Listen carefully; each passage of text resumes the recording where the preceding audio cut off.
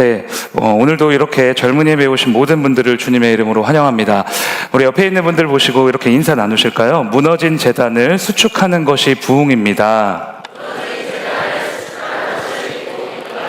네, 다시 한번 하겠습니다. 무너진 제단을 수축하는 것이 부흥입니다. 네, 오늘은 이 제목으로 열왕기상 18장 30절에서 40절 말씀입니다. 제가 한 절 읽고 여러분들 한 절 읽으시고 이렇게 교독하겠습니다. 엘리야가 모든 백성을 향하여 이르되 내게로 가까이 오라. 백성이 다 그에게 가까이 가매 그가 무너진 여호와의 제단을 수축하되.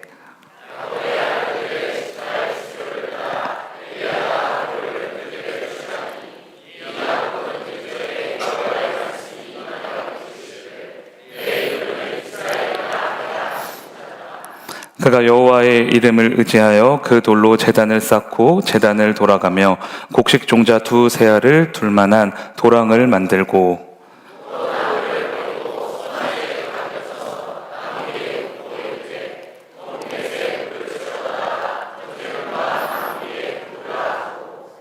또 이르되 다시 그리하라 하여 다시 그리하니 또 이르되 세 번째로 그리하라 하여 세 번째로 그리하니.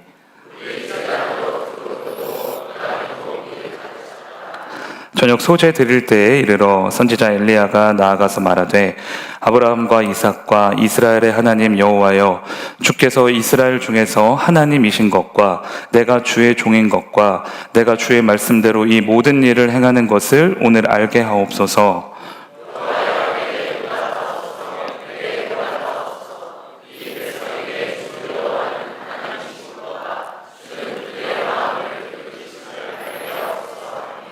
이에 여호와의 불이 내려서 번제물과 나무와 돌과 흙을 태우고 또 도랑에 물을 핥는지라.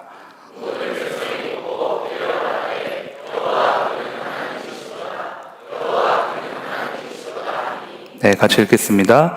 엘리야가 그들에게 이르되 바알의 선지자를 잡되 그들 중 하나도 도망하지 못하게 하라. 곧 잡은지라. 엘리야가 그들을 기손 시내로 내려다가 거기서 죽이니라. 아멘.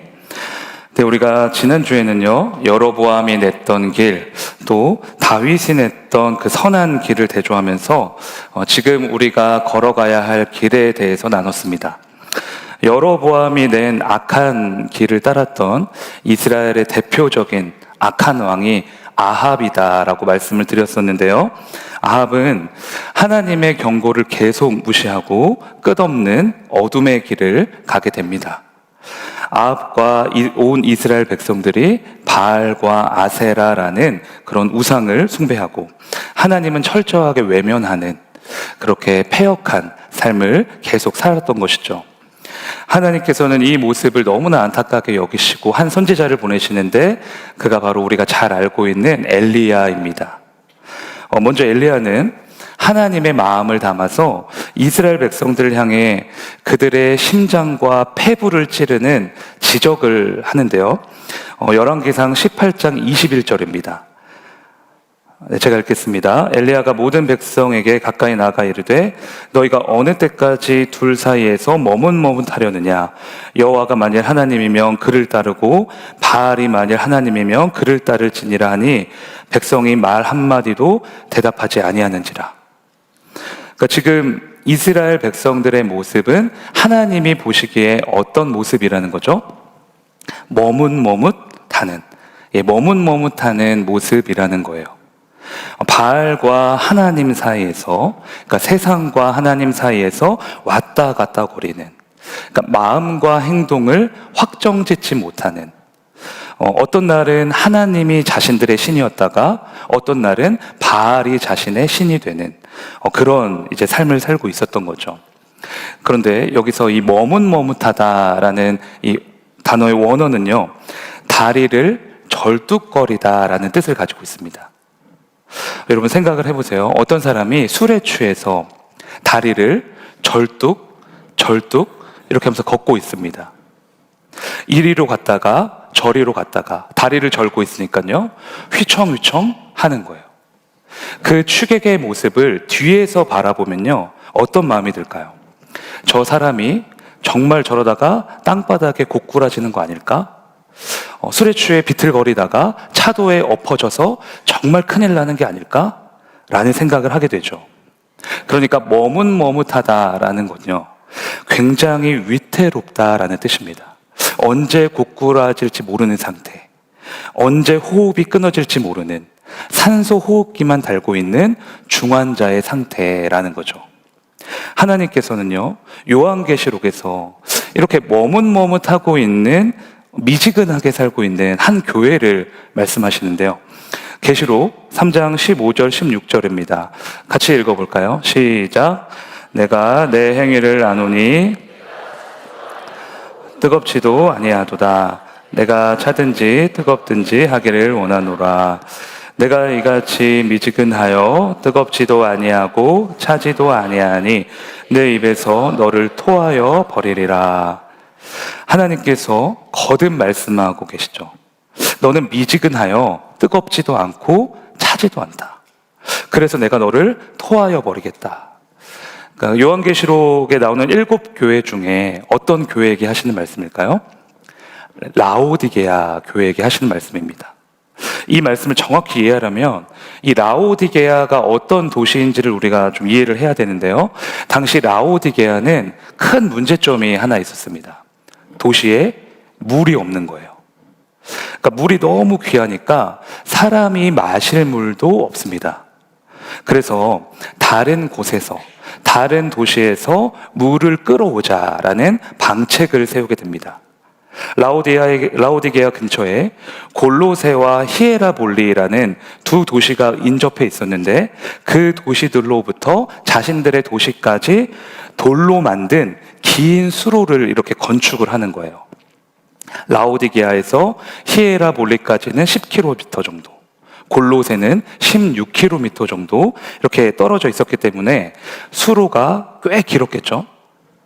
저희 교회에서 인천대공원까지가 약 10km 정도 나오는데 그 정도의 긴 거리에 물을 운반하는 수로를 만든 겁니다. 뜨거운 온천이 유명했던 히에라볼리에서는요, 온천수를 가지고 오고요. 아주 차가운 냉수로 유명했던 골로새에서는요, 광천수를 가지고 오게 됩니다. 그런데 문제는 이 수로가 너무 기니까 온천수가 오다가 다 식어버리는 거예요. 골로새에서 끌고 오는 냉수도 마찬가지로 이 라오디게아에 도착할 때는요, 미지근한 물로 바뀌게 되는 거죠. 라오디게아에 도착했을 땐 온천수도 냉수도 다 미지근한 물이 되어서 사람이 도저히 먹을 수가 없는, 만약 먹게 되면 구토와 설사와 각종 병을 유발하는 그런 썩은 물로 바뀌게 되는 겁니다. 하나님께서는 지금 이 상황을 빗대서 라오디게아 성도들에게 말씀하시는 거예요. 너희가 지금 나와 세상에서 미지근하게 살고 있지 않느냐? 로마 황제와 나 사이에서 머뭇머뭇하고 있지 않느냐? 로마 황제가 너희를 살리는 자냐? 아니면 내가 너희를 살리는 자냐? 분명하게 선택을 하라고 요구하시는 겁니다. 사실 이스라엘 백성들뿐만 아니라 이 라오디게아 성도들뿐만 아니라 저와 여러분도 이럴 때가 많죠. 미지근한 신앙, 미지근한 믿음으로 살 때가 너무 많은 거예요.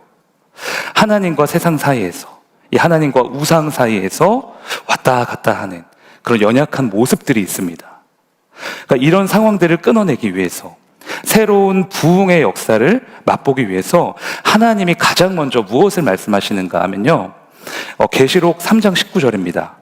이 라오디게아 교회에게 하시는 말씀인데요, 같이 한번 읽어볼까요? 시작.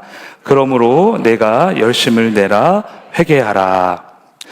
열심을 내어 회개하라, 이렇게 말씀하십니다. 그냥 회개하는 게 아니라 열심을 내어 해야 한다는 거예요. 그러니까 왜 열심을 내라고 하셨을까? 이렇게 곰곰이 생각을 좀 해보니까요, 아마 이때 성도들은 그랬을 것 같아요. 내가 믿음 생활을 좀 해봤는데 역시나 나는 안 되는구나. 그러니까 나는 너무 어리석어서, 너무 연약해서, 죄가 너무 많아서 온전히 하나님을 따를 수 없는 사람이구나. 이렇게 생각하면서 낙심하고 자책하고 있지 않았을까? 넘어졌으면 다시 힘을 내서 주님을 붙잡고, 부끄럽고 수치스럽지만 나를 치료하실 주님을 다시 소망하고, 오늘까지의 죄는 씻어주시고 내일은 승리하게 하실 그 은혜가 풍성하신 주님을 다시 바라봐야 하는데, 자괴감에 빠져서, 자책과 절망에 빠져서 일어서려는 노력조차 하질 않는 거예요. 낙심의 늪에 빠져 있는 거죠. 그래서 주님이 말씀하십니다. 열심을 내라. 다시 힘을 내라. 넘어진 그 자리에서 다시 일어서라. 힘을 내서 회개해라. 그러면 내가 널 받아줄 것이다. 그래서 우리가 믿음 생활 잘 하다가 삐그덕삐그덕 거릴 때는요, 특히 우리가 죄악과 우상에 넘어졌을 때는 더욱더 이런 잡초 같은 믿음의 근성이 필요한 것 같습니다. 넘어졌어도 다시 일어서려고 하는, 다시 회개하려고 하는, 다시 주님의 말씀을 붙잡으려고 하는 근성이 필요한 거죠. 거기서부터 새로운 회복, 새로운 치료, 새로운 부흥이 임하게 됩니다. 2022년에요, 대한민국에서 가장 많이 사용된 유행어가 뭔지 아십니까? 우리 청년분들 맞추시는 분은 제가 나중에 엄청난 기도를 해드리겠습니다. 핸드폰 꺼내지 마시고. 2022년에 대한민국에서 가장 유행한 단어는요, 중껑마래요. 중껑마. 혹시 아시나요? 네네. 어떤 유명한 프로게이머가 이제 중요한 경기에서 지고 나서, 졌어요. 패배하고 나서 인터뷰에서 한 말인데요. 패배했지만 패배한 것보다 중요한 건 꺾이지 않는 마음이다. 그래서 이제 중껑마입니다. 오늘 하나 배우셨죠? 다시 나아가려고 하는 마음이다. 다시 일어서면 된다. 여러분, 우리의 경쟁 상대는요, 멀리 있지 않습니다. 어제의 내가 오늘의 경쟁 상대인 거예요. 어제 낙심했고, 어제 패배했고, 어제 우상에 흠뻑 빠져버렸어요. 그러면 중요한 건 무엇입니까? 오늘 다시 주님 앞에 나아오는 것입니다. 은혜의 보좌 앞에 담대히 나아오는 거예요. 나를 새롭게 하실, 나를 용서해 주실, 그래서 어제보다 훨씬 더 거룩한 내일을 살게 하실 주님을 온전히 소망하는 것입니다.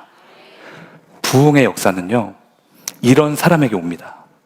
넘어졌지만 열심을 내어 다시 일어서려고 몸부림치는 자를 주님은 언제나 주목하시거든요. 여러분, 작심삼일 안 좋은 거라고 생각하시죠? 그런데 작심삼일을 120번 하면요, 1년이 됩니다. 넘어졌어도 오뚜기처럼 다시 일어나서 새롭게 결단하면 된다는 거예요. 죄와 우상에 미혹되었어도 다시 일어나서 주님을 바라보시면 됩니다. 그러면 그때부터 주님이 성령의 바람을 우리에게 불어 넣으십니다. 다시 일어서게 하십니다. 다시 새로운 부흥의 역사를 우리에게 주실 줄로 믿습니다. 사랑하는 성도님들, 여기에 미지근한 신앙으로, 머뭇머뭇하는 신앙으로 넘어져 있는 분들 계시다면 넘어진 그 자리에서 다시 열심을 내시길 바랍니다. 다시 일어서고자 하는 몸부림을, 그 작은 열심을 주님께서 주목하시고 새로운 부흥의 역사를 내려주실 줄로 믿습니다. 저를 따라 고백하시겠습니다. 작은 열심으로 일어서겠습니다. 네, 본문 30절, 31절 말씀인데요. 이번에도 같이 한번 읽겠습니다. 시작. 엘리야가 모든 백성을 향하여 이르되 내게로 가까이 오라. 백성이 다 그에게 가까이 가매 그가 무너진 제단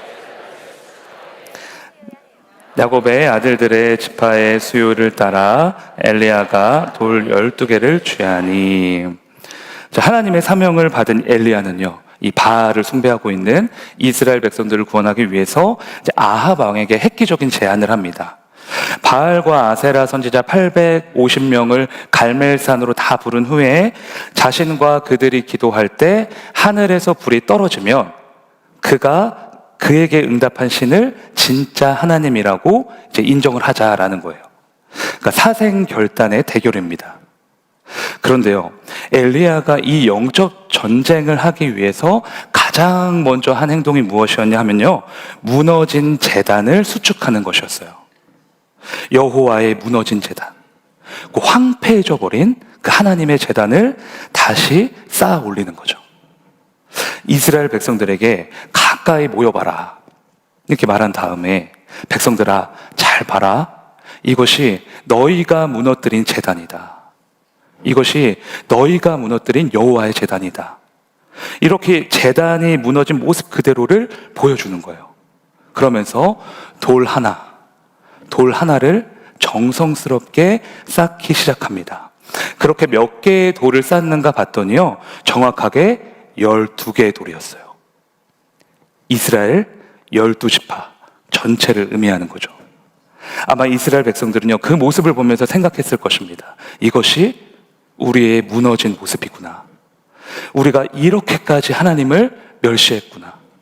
그러면서 동시에 하나님이 우리에게 원하시는 것은 한 사람만의 회복이 아니라 우리 모두의 회복이구나. 이 사실을 뼈저리게 깨달았을 것입니다. 그런데 여기서 끝이 아니라 엘리야가 이어서요, 이런 말을 합니다. 본문 31절 하반절인데요, 제가 봉독하겠습니다.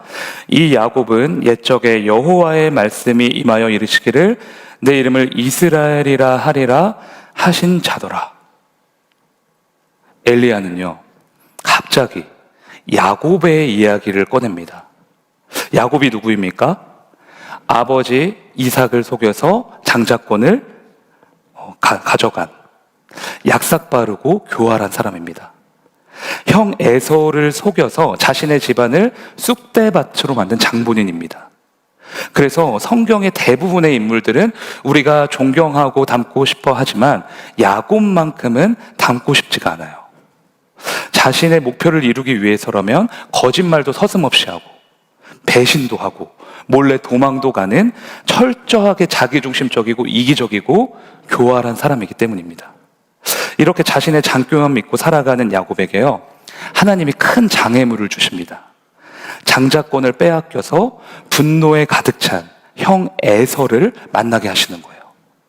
삼촌 라반의 소나기에서 이제 겨우 벗어났는데, 이제는 에서가 눈에 불을 켜고 쫓아오는 거죠.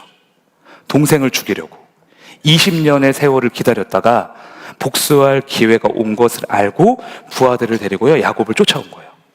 그래서 야곱은 많은 가축대를 에서에게 예물로 보내고 자신의 아들들과 아내도 다 보내고, 그리고 혼자 남아서 하나님께 기도하기 시작합니다.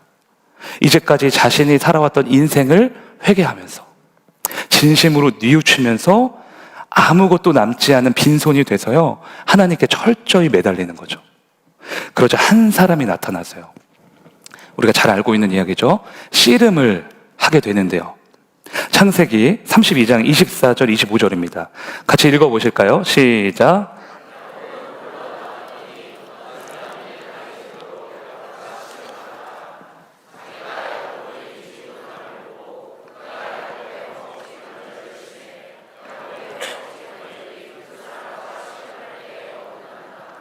아멘.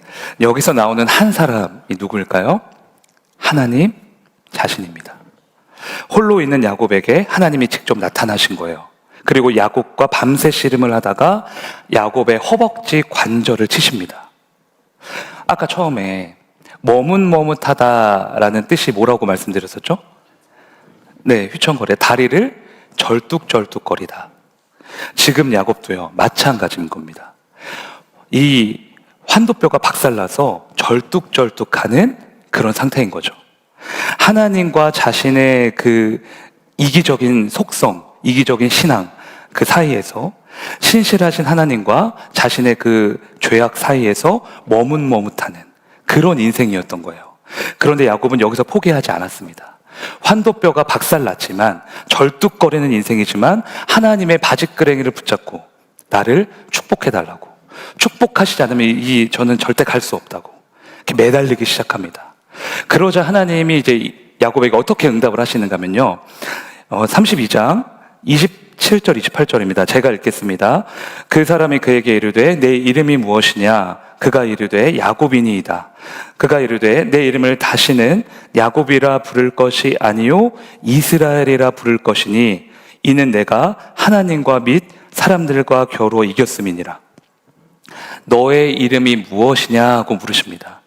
야곱은 자신이 속이는 자, 발 뒤꿈치를 잡은 자라는 뜻을 가진 야곱이라고 말을 하죠. 그것이 야곱이 지금까지 살아왔던 인생 그 자체였던 거예요. 그러자 하나님께서 다시는 너를 야곱이라 부르지 않을 것이다. 이제부터 너의 이름은 이스라엘이다 라고 말씀을 해주십니다. 그 이유는요, 야곱이 씨름에서 이겼기 때문이라는 거예요. 그런데 여러분, 정말 야곱이 하나님을 이겼을까요? 야곱의 힘으로 하나님을 넘어뜨릴 수 있을까요? 당연히 불가능하겠죠. 그러나 하나님께서는 야곱을 나와 겨루어 이긴 자다 이렇게 인정을 해주십니다. 그렇게 말씀하시는 이유가 무엇일까요? 하나님께서 야곱에게 져주셨다는 거예요. 저희 둘째 아들이요, 힘겨루기를 정말 좋아합니다. 첫째는 이제 자기를 건드리는 것조차 너무 싫어하는데, 둘째는 틈만 나면 저한테 와서 계속 저를 건드려요. 그래서 매일 저한테 와서 이제 권투하자, 태권도 하자, 뭐 씨름하자, 그게 계속 덤빕니다. 둘째가 이제 5살인가 6살 때쯤에 어느 날 저녁에 저희 집에서 이제 또 그런 싸움놀이를 하다가 장난이 엄청 격해졌습니다. 원래 남자들이 그렇게 유치하잖아요. 그쵸? 네, 동의해주지 않으시면 저만 그런 걸로 알겠습니다. 그날따라 막 심하게 장난치다가 어쩌다가 제가 힘을 좀 과하게 써가지고 밀었는데 그대로 침대 난간에 머리를 박은 거예요. 그래서 자세히 머리를 보니까 피가 줄줄줄 막 이렇게 새더라고요. 네, 제가 잘못했습니다. 피가 줄줄줄 샜는데, 그래서 이제 저희 사모님한테 엄청 혼나고, 근데 이제 애 데리고 응급실 가면서 이제 미안하다.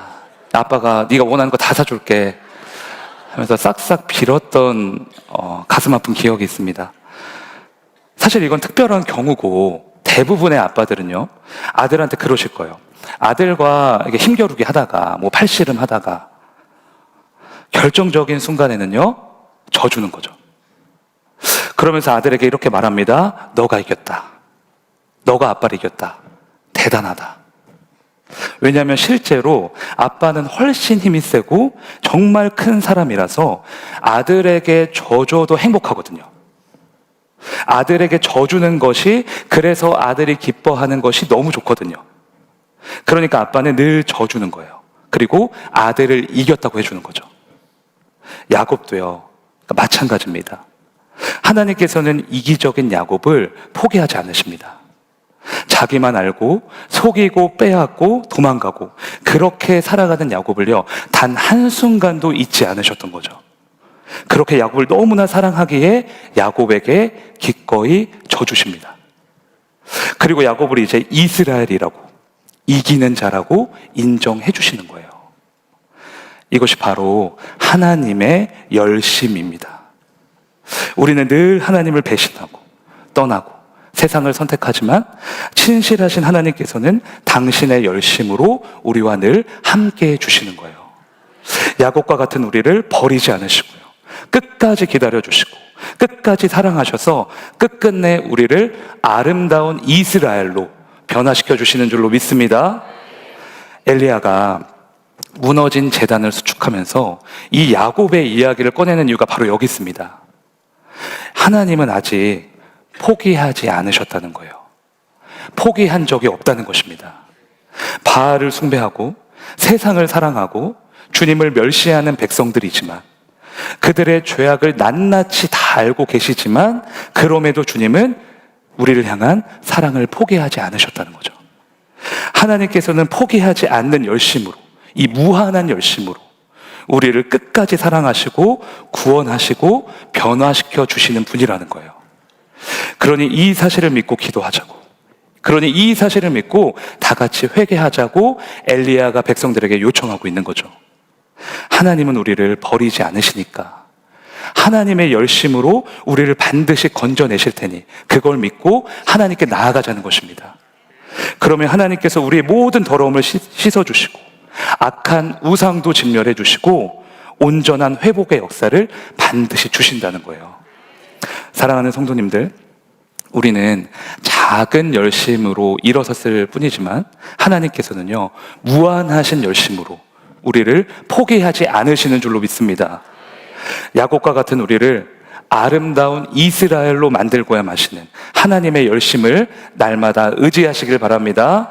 그러면 하나님께서 회복을 명하실 줄 믿습니다. 저를 따라 고백하시겠습니다. 하나님의 열심을 의지하겠습니다. 네, 이제 본문 33절에서 35절입니다. 제가 봉독하겠습니다. 또 나무를 버리고 송아지에 각을 떠서 나무 위에 놓고 이르되 통 넷에 물을 채우다가 번제물과 나무 위에 부으라 하고 또 이르되 다시 그리하라 하여 다시 그리하니 또 이르되 세 번째로 그리하라 하여 세 번째로 그리하니 물이 제단으로 두루 흐르고 도랑에도 물이 가득 찼더라. 12돌을 쌓아서 이제 무너진 제단을 수축한 엘리야는요, 이제 번제물과 나무 위에 물을 흠뻑 부어라 이런 명령을 합니다. 그러니까 물통 4개를 3번 반복해서 부으라고 했으니까 이것 또한 12개의 통입니다. 12개의 물통을 흠뻑 부어라 이렇게 명령을 한 거죠. 엄청난 양의 물을 부으라고 한 거예요. 그러니까 물이 제단 곳곳에 흘러 넘치고 도랑에도요 가득 차게 됩니다. 근데 이제 보면요, 쉽게 이해할 수 없는 엘리야의 행동입니다. 지금 엘리야는 하나님께 기도해서 하늘에서 불을 내려야 하는 상황이잖아요.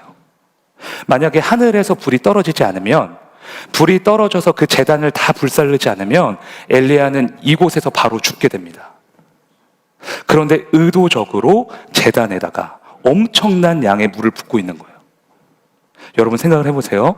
제단은 나무로 만들어져 있습니다. 나무에 물을 흠뻑 적시고 거기에 불을 붙이면요, 다들 아시겠지만 불이 붙질 않겠죠. 붙을 수가 없습니다. 그러니까 불을 엄청 잘 붙이는 선수가 와도요 불을 붙일 수 없는 거예요. 게다가 지금 엘리야는 작정이라도 한 것처럼 한 번이 아니라 12번을 흠뻑 쏟아 부었습니다. 마치 불이 안 붙기를 바라는 사람처럼 이해할 수 없는 행동을 하고 있는 거예요. 제가 새샘수양관 가서요, 청년들이랑 고기를 먹으려고 이제 나무에 불을 붙이려고 이제 불을 떼는데 불이 안 붙는 거예요. 그래서 알고 보니까 그 나무들이 전날 새벽에 이슬을 많이 이제 맞아서 이제 물을 먹었더라고요. 물을 먹은 나무들이니까 이제 토치로 강력하게 이렇게 불을 쏴도요, 불이 붙지 않더라고요. 새벽 이슬에 적셔진 나무도 이렇게 불이 안 붙는데 물통을 12번이나 쏟아부으면요, 그 나무들은 당연히 불이 안 붙겠죠. 그러나 엘리야는 그렇게 했습니다. 왜인지 아십니까? 그 현장에 역사하실 하나님을 믿었기 때문이에요. 불가능한 모든 상황을 뛰어넘어 하늘에서 성령의 불을 내려주실, 그래서 이 모든 제단을 태워주실 하나님을 확신했기 때문입니다. 엘리야의 중심에 무엇이 있었는지 아시겠죠? 불가능을 비웃는 믿음, 불가능을 비웃는 믿음이 있었습니다. 여러분, 오늘 예배 마치고 교회의 문 열고 세상에 한 발자국만 나가보세요. 세상이 우리에게 무엇을 말합니까? 불가능을 말합니다. 그렇게 믿어봤자 무슨 기적이 있냐고, 무슨 은혜가 있냐고, 교회는 마음 약한 사람들이나 다니는 거라고, 다 부질없는 짓이라고 그렇게 말하지 않습니까? 불가능을 말하는 거예요. 우리를 늘 공격하는 사단도 마찬가지입니다. 이때 엘리야에게도요 사단이 공격했을 거예요. 850대 1인데 네가 어떻게 할래? 너가 날 이길 수 있을 것 같아? 불가능해. 이 싸움은 네가 못 이겨. 이렇게 불가능을 말했을 겁니다. 그런데 이 세상과 사단뿐만 아니라 우리의 육적인 본능도요 스스로에게 그렇게 말할 때가 많아요. 정말 내가 할 수 있을까? 하나님이 정말 기적을 일으키실까 의심하고 불신하고 머뭇머뭇하는 거죠. 즉 우리가 살아가는 이 세상은요, 온통 불가능 천지입니다. 세상도 사단도 환경도 심지어 우리 자신까지도 불가능을 말하거든요. 안 되는 건 안 되는 거라고. 이건 하나님이 와도 못 하시는 거라고. 그래서 지금 이런 현실 속에서 우리에게 필요한 것은 무엇입니까? 불가능을 비우는 믿음이 필요한 거예요. 불가능을 비우는 믿음으로 하나님 앞에 엎드리는 거죠. 그래서 이렇게 기도하셔야 됩니다. 하나님이 하시면, 성령이 임하시면 12통의 불을 다 쏟아 부어도 태워지는 역사가 임할 줄로 믿습니다. 성령의 불이 떨어지면 내 앞에 있는 불가능이 가능으로 바뀌어지는 역사가 임할 줄로 믿습니다.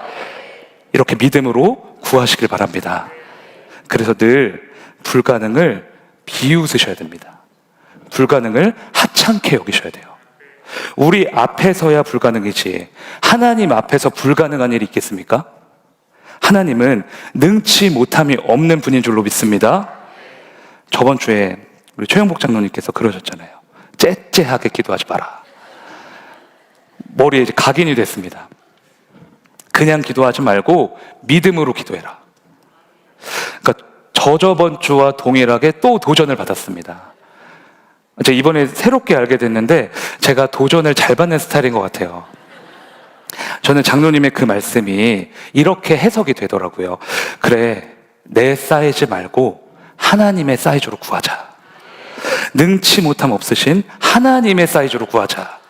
그러면 모든 것을 가능케 하신 하나님께서 하나님의 사이즈로 부어주실 줄 믿습니다. 사랑하는 성도님들, 불가능을 비우는 믿음이 없다면 지금 이 시간에 그 믿음을 채워달라고 구하시길 바랍니다. 불가능을 비웃는 믿음으로 구하셔서 여러분 앞에 있는 모든 불가능이 가능으로 바뀌어지는 은혜가 임하기를 주의 이름으로 축원합니다. 저를 따라 고백하시겠습니다. 불가능을 비웃는 믿음으로 구하겠습니다. 네, 오늘 정리하겠습니다. 엘리야는 바알과 아세라 선지자와 맞서서요, 3가지의 믿음의 결단을 했습니다. 첫 번째는 작은 열심으로 일어섰고요. 두 번째는 하나님의 크신 열심을 의지했고, 세 번째는 불가능을 비웃는 믿음으로 하나님께 구했습니다. 그래서 여러분들 다 아시는 것처럼 하늘에서 성령의 불이 떨어졌고요, 모든 우상과 어둠을 진멸하는 부흥의 역사를 체험하게 됐습니다. 그래서 저와 여러분도 오늘 우리에게 주신 이 말씀 믿고 구하여서 불같은 부흥의 물결에 흠뻑 적셔지기를 주님의 이름으로 축원합니다. 네, 오늘은 부흥 함께 찬양하시면서 우리의 죄와 우상을 태우실 그 성령의 불을 간절히 구했으면 좋겠습니다.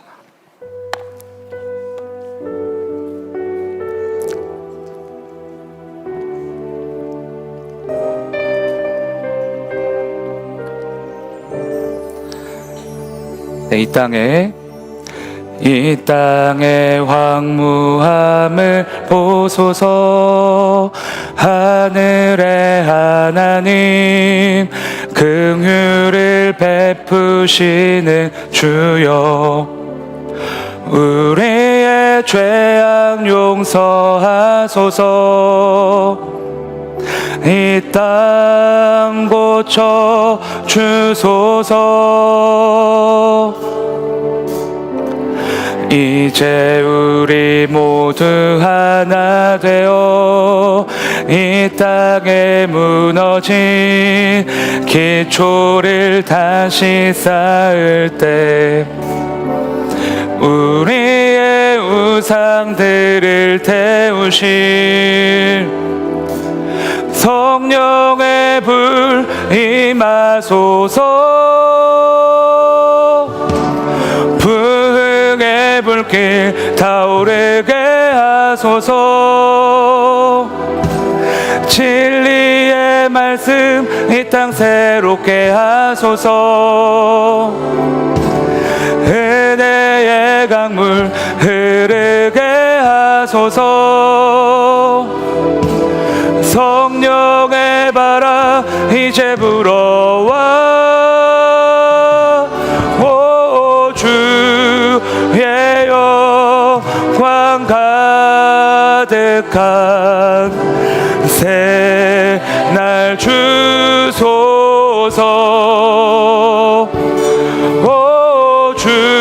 주님 나라 이 땅에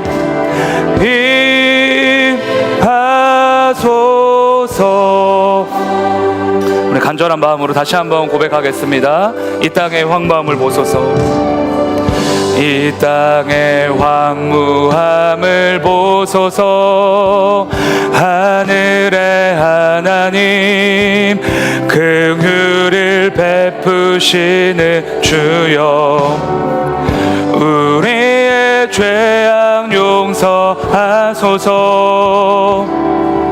이 땅 고쳐 주소서. 이제 우리 모두 하나 되어 이 땅에 무너진 기초를 다시 쌓을 때 우리의 우상들을 태우실 성령의 불 임하소서. 부흥의 불길 타오르게 하소서. 진리의 말씀 이 땅 새롭게 하소서. 은혜의 강물 흐르게 하소서. 성령의 바람 이제 불어와.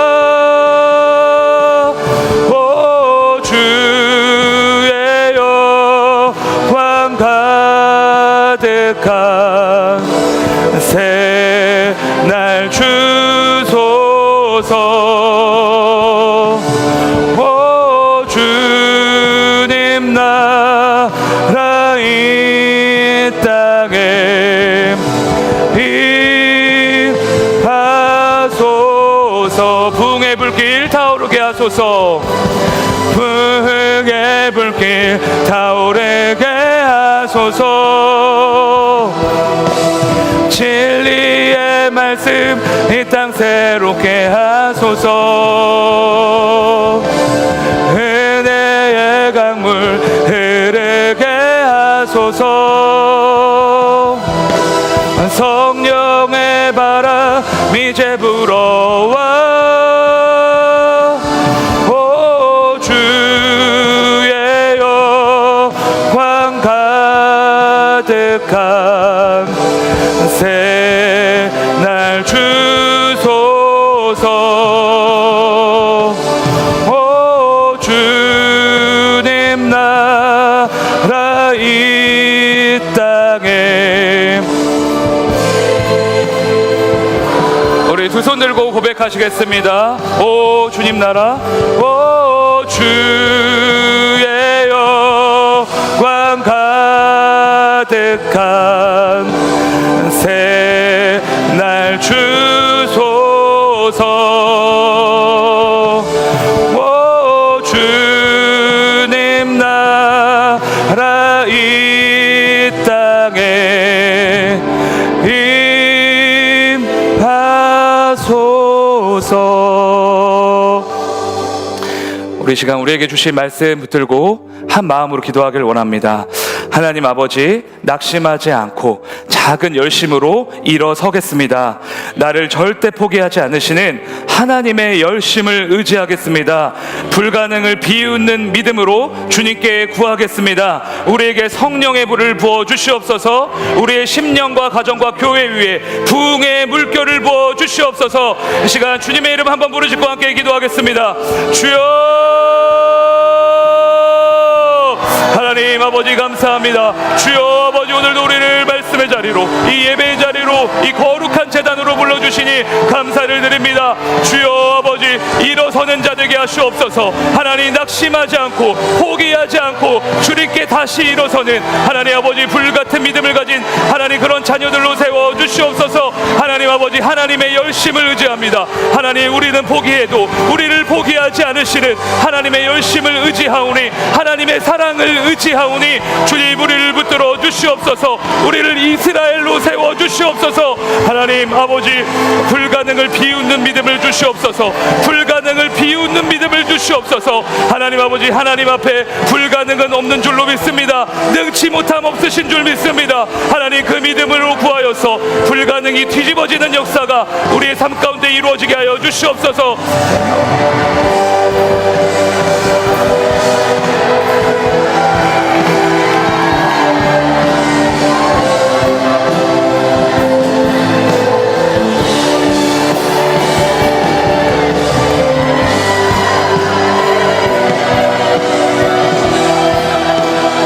아버지 마시옵소서. 아버지 하시옵소서.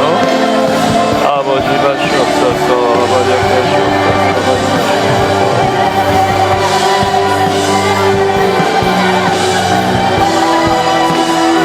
아버지 마시옵소서.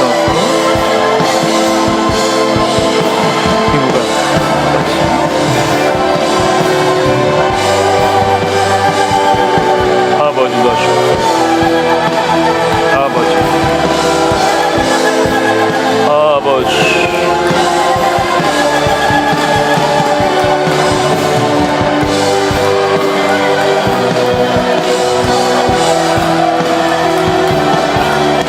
주여 아버지 마시옵소서. 하나님 아버지 마시옵소서. 하나님 아버지 마시옵소서. 주여 아버지 마시옵소서. 아버지 마시옵소서.